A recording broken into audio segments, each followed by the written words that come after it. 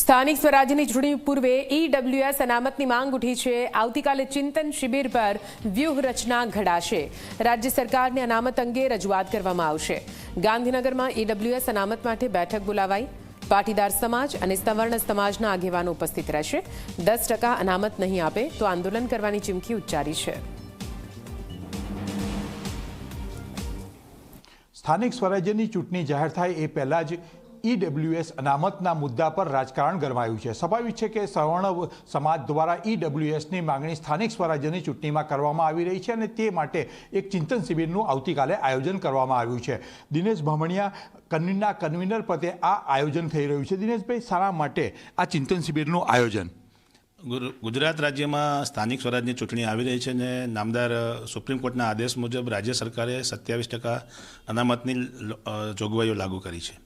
Same કેટેગરીમાં આવતા EWS ઉમેદવારોને પણ આ તકનો લાભ મળે અને સ્થાનિક સ્વરાજમાં અનામતની પદ્ધતિ લાગુ થાય એના માટે આવતીકાલે ક્ષત્રિય, બ્રાહ્મણો, પટેલો અને સાથે અન્ય બિન અનામત વર્ગના તમામ આગેવાનો સાથે એક મિટિંગનું ચિંતન શિબિરનું આયોજન કરવામાં ગાંધીનગર ખાતે આવ્યું છે। મુખ્ય એજન્ડા એ છે કે રાજ્ય સરકાર આ બાબતમાં અનામતની પદ્ધતિ લાગુ કરે અને ચૂંટણી જાહેર કરે એ પહેલાં 10% અનામતની પણ જોગવાઈ કરે એવી અમારી માગણી છે। દિનેશભાઈ, 10% અનામત, કારણ કે 27% ઓબીસી અનામત આપવામાં આવ્યું છે, હવે 10% ઈડબ્લ્યુએસ અનામત માગવા પાછળના કારણો કયા? એવા તો શું સ્થિતિ ઊભી થઈ કે તમારે આ માગણી કરવી પડી? ભારતના બંધારણમાં અમને 10% અનામતની જે પદ્ધતિ લાગુ કરવામાં આવી છે તેને લઈને રાજ્ય સરકાર જ્યારે સ્થાનિક સ્વરાજની અંદર અલગ પ્રકારનું અનામત જ્યારે દાખલ કરતી હોય છે ત્યારે સેમ કેટેગરીમાં આવતા ઈડબ્લ્યુએસના ઉમેદવારોને અનામત આપે એ અમારો બંધારણનો હક છે। મુખ્ય બાબત એ છે કે જે રાજ્ય સરકારે ઝવેરી કમિશનના રિપોર્ટના આધારે જે ગુજરાતમાં અનામત નીતિ દાખલ કરી છે તેમાં ઓપન કેટેગરીની વસ્તી ધરાવતા ગામોની અંદર પણ ઓબીસીને કોટા ફાળવવામાં આવ્યા છે અને અન્ય જ્યાં વસ્તીઓ છે નહીં ત્યાં સામાન્ય સીટો રાખવામાં આવી છે। એટલે સુપ્રીમ કોર્ટની ગાઈડલાઇનનો ભંગ 100% થયો છે અને સાથે સાથે નામદાર સુપ્રીમ કોર્ટના આદેશ મુજબ ઝવેરી કમિશનનો રિપોર્ટ પણ પબ્લિશ કરવામાં આવ્યો નથી। આ બધી ટેકનિકલી ખામીઓને લઈને અમે નામદાર હાઈકોર્ટમાં તો અમે અપીલમાં ગયા છીએ, પરંતુ ઈડબ્લ્યુએસને મોટો અન્યાય એટલા માટે થઈ રહ્યો છે કે જે ઓપન કેટેગરીના વિસ્તારો છે ત્યાં અનામત સીટો દાખલ થઈ છે, જેને લઈને ચૂંટણીની અંદર પ્રતિનિધિત્વ કરવા માટે ઈડબ્લ્યુએસના ઉમેદવાર માટે જગ્યાઓ વધતી નથી। ખાસ કરીને સરકાર 10% અનામતની જોગવાઈ જે રીતે કરી છે એ જ બંધારણના હકથી અમારી અનામતની માંગણી છે અને સ્થાનિક સ્વરાજમાં પણ ઈડબ્લ્યુએસના ઉમેદવારોને પ્રતિનિધિત્વ મળવું જોઈએ। આ અમારો ફંડામેન્ટલ રાઇટ છે અને એના માટે અમે લડવા માટે તૈયાર છીએ। એક તરફ અનામતની અપર સીલિંગ જે છે એ નિયત થયેલી હોય છે, ત્યારે એમાં 10%નો વધારો કેવી રીતે થઈ શકે? બીજા કોઈ રાજ્યમાં છે? તમે કોઈ અભ્યાસ કર્યો છે? શું છે એમાં? નામદાર સુપ્રીમ કોર્ટે બહુ ક્લિયર કટ રાજ્ય સરકારોને આદેશ આપ્યો છે કે સ્થાનિક લેવલે એક કમિટી બનાવવામાં આવે અને એક કમિશનના આધારે રાજ્યની અંદર પછાત રહેતી તમામ અનામતની અંદર આવતી જ્ઞાતિઓ માટે સર્વે કરવામાં આવે। અનામતમાં ઈડબ્લ્યુએસની કેટેગરી પણ આવે છે। જ્યારે આ હુકમ થયો ત્યારે 2019માં અનામત લાગુ ન હતી ઈડબ્લ્યુએસની, એટલે હુકમમાં એ વસ્તુનો ઉલ્લેખ નથી થયો, પણ કેન્દ્ર સરકારે બહુ સ્પષ્ટ કીધું છે કે વસ્તીના આધારે જે અનામતમાં આવતી જ્ઞાતિઓ છે, પછી ચાહે એસટી, એસસી, ઓપન કે ઈડબ્લ્યુએસ, એ ઓબીસી કે ઈડબ્લ્યુએસ, એ તમામ જ્ઞાતિઓની અંદર પછાત જ્ઞાતિઓને રિઝર્વેશન આપવામાં આવે અને એની કેપ 49%થી વધવી ન જોઈએ એવું સુપ્રીમ કોર્ટનો આદેશ જે તે વખતે છે।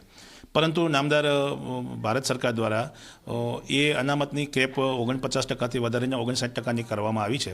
સાથે સાથે અમારી તો આ રાજ્ય સરકાર પાસે માગણી છે, કારણ કે આ અમારો જે અનામતનો જે પ્રશ્ન છે, સ્થાનિક સ્વરાજનો જે પ્રશ્ન છે, એ આર્ટિકલ 16(5) મુજબ રાજ્ય સરકારની સત્તામાં આવતો વિષય છે, જેને લઈને રાજ્ય સરકાર આ બાબતે સર્વે કરે અને સર્વે કરીને અમને અનામતની જોગવાઈ કરે અને જ્યાં સુધી અનામતની ઈડબ્લ્યુએસ માટે જોગવાઈ ન થાય ત્યાં સુધી કોઈપણ પ્રકારની ચૂંટણી જાહેર ન કરે એવી અમારી માગણી છે। આવતીકાલની ચિંતન શિબિરમાં કોને કોને આમંત્રણ અપાયું છે, કોણ કોણ હાજર રહેવાનું છે અને કયા પ્રકારની રણનીતિ ઘડાશે? અત્યાર સુધી 2015થી લઈને અત્યાર સુધી સામાજિક લેવલે જે લોકો સરકાર પાસે માંગણીમાં આગળ રહ્યા છે એવા આગેવાનોની મિટિંગનું આયોજન કરવામાં આવ્યું છે, જેમાં ક્ષત્રિય સમાજ, બ્રહ્મ સમાજ, પાટીદાર સમાજ, લોહાણા સમાજથી માંડીને જે બિન અનામત વર્ગની અંદર આવતા સમાજો છે એમના તમામ આગેવાનો પ્રતિનિધિઓને જાણ કરવામાં આવી છે। ખાસ કરીને અપેક્ષિત અને મર્યાદિત સંખ્યામાં આ મિટિંગનું આયોજન છે, ત્યારે મુખ્ય જે લોકોએ આંદોલનકારીઓએ અથવા જે સમાજની દરેક જરૂરિયાત વખતે પોતાની વાત મૂકતા હોય છે એવા તમામ લોકોને આમંત્રણ આપવામાં આવ્યું છે। સરકાર અનામત 10% નહીં આપે તો આ સવર્ણ સમાજનું સ્ટેન્ડ શું હશે? સ્થાનિક સ્વરાજ્યની ચૂંટણીઓ ફેબ્રુઆરી, માર્ચ, એપ્રિલમાં આવી શકવાની શક્યતા છે. એ નિર્ણય આવતીકાલે લેવાશે. પરંતુ એક વસ્તુ છે કે આ સરકાર 10% અનામત આપી છે અને અમને વિશ્વાસ છે કે સ્થાનિક સ્વરાજમાં અમારો સમાવેશ કરશે, કારણ કે આવડી મોટી વસ્તી અને આવડો પાટીદાર સમાજ કે ક્ષત્રિય સમાજ, બ્રહ્મ સમાજને સરકાર ક્યારેય પણ નારાજ ના કરી શકે અને નારાજગીનું પરિણામ ભૂતકાળમાં એમણે ભોગવ્યું છે. એટલે ખાસ કરીને સરકાર અમે ઈચ્છીએ છીએ કે અમારી માંગણી તાત્કાલિક પૂરી કરે. શું આંદોલન સુધી જવાનો રસ્તો ખુલ્લો રાખશો? તમામ રસ્તાઓ ખુલ્લા છે. અનામતની માંગણી અમારો એજન્ડા છે અને અનામત અમે લઈને જંપવાના છીએ. તમામ રસ્તાઓ એમાં અપનાવી શકાય છે. આભાર દિનેશભાઈ. દિનેશભાઈનું સ્પષ્ટ માનવું છે કે જો સ્થાનિક સ્વરાજ્યની ચૂંટણીઓમાં 10% EWS અનામત નહીં મળે તો તેના માટે કોર્ટના રસ્તા પણ ખુલ્લા છે અને સાથે સાથે જરૂર પડે તો આંદોલન પણ કરવામાં આવશે. કેમેરામેન રમેશ ટોડિયા સાથે હિતલ પારેખ, જી મીડિયા, ગાંધીનગર.